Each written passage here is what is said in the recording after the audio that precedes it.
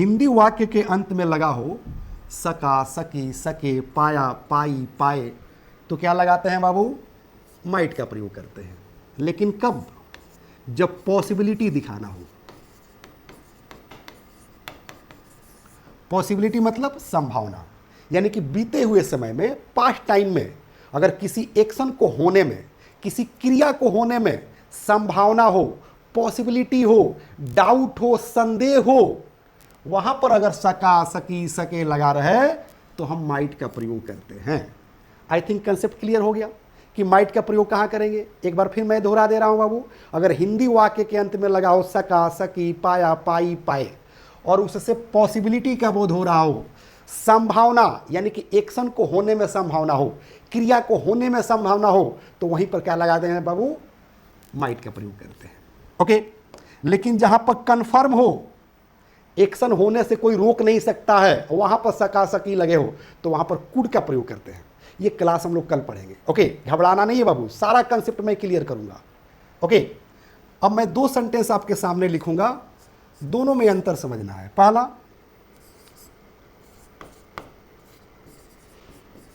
मेरा काम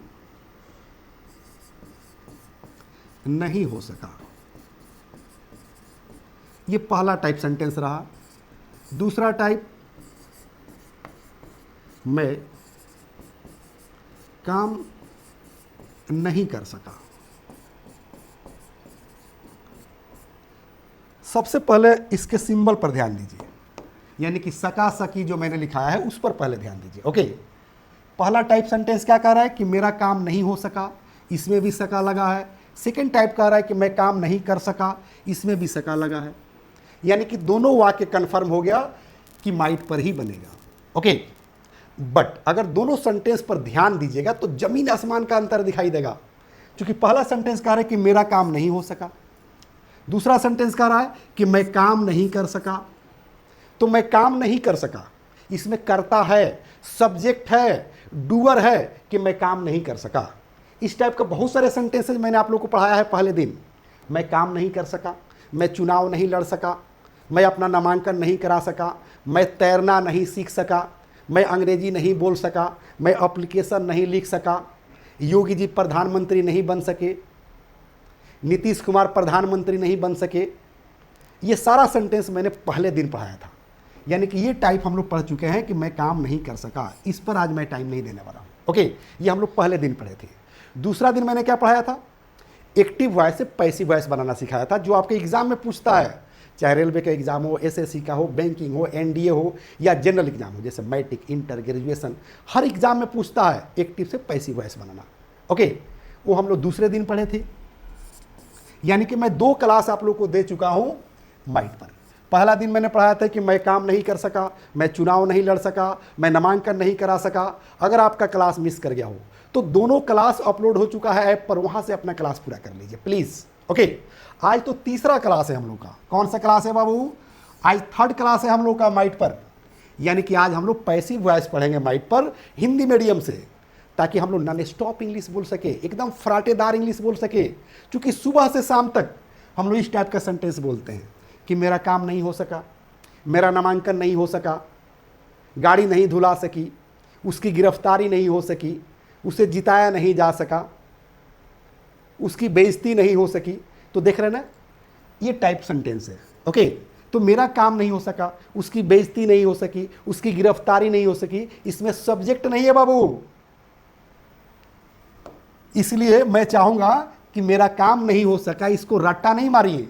क्योंकि अगर इसको ट्रांसलेट करना होगा, बोलना होगा, तो बस 1 सेकंड का तो काम है। 1 सेकंड में मैं बता दूंगा कि मेरा काम नहीं हो सका, इसको कैसे इंग्लिश में बोलेंगे। लेकिन this is not a solution.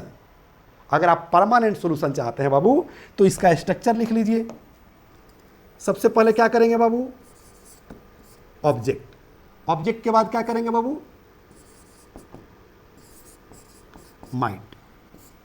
उसके बाद not plus B, V3 plus OW।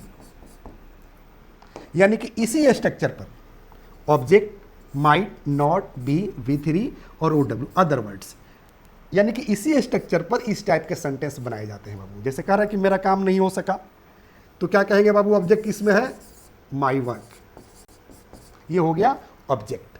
उसके बाद माइट नॉट तो लगाएंगे, चूंकि कह रहे हैं कि नहीं, और सका सकी लगाई है, तो कहेंगे माई वर्क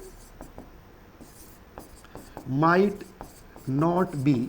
उसके बाद क्या कर रहा है बाबू, V3, तो कह रहे कि मेरा काम नहीं हो सका। तो काम होना यानी कि काम करना का अंग्रेजी होता है डू, और डू का थर्ड फॉर्म होता है डन।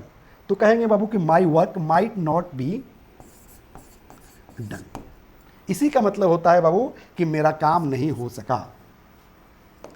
फिर एक बार हिंदी इंग्लिश सेंटेंस पर ध्यान दीजिए कि my work might not be done. इसी का हिंदी क्या होता है बाबू, कि मेरा काम नहीं हो सका, मेरा नामांकन नहीं हो सका।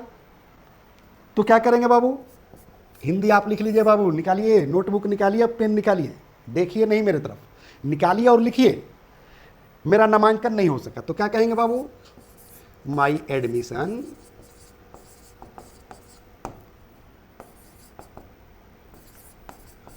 Might not be taken. इसी का मतलब होता है कि मेरा नामांकन नहीं हो सका। और किसी कॉलेज का नाम रखना चाहते हैं, किसी स्कूल का नाम रखना चाहते हैं, तो रख दीजिए आगे इसके, यानी कि OW में, अदर वर्ड्स में, इन BBC पब्लिक स्कूल।